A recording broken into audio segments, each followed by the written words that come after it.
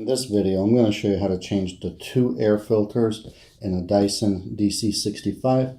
The same air filters also fit the Dyson DC41 models and the Dyson ball models. So I'll show you how to change the first filter right here.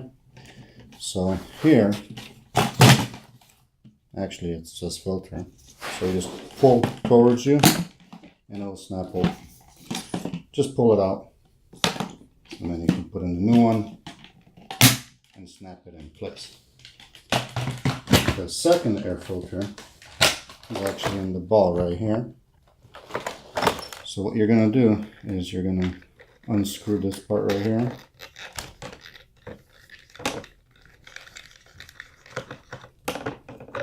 And this will come off. So right here, you got the triangle where it should be. You're going to just turn this portion like so, and it'll release the air filter. And then to put the filter back in, you kind of turn it and snap it in place. There we go. Now it's snapped in. And then you can, right here, this is the bolt.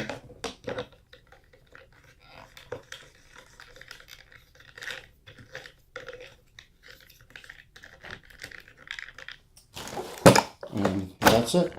So I hope this video helped. Thanks for watching. Make sure to check out my other helpful videos.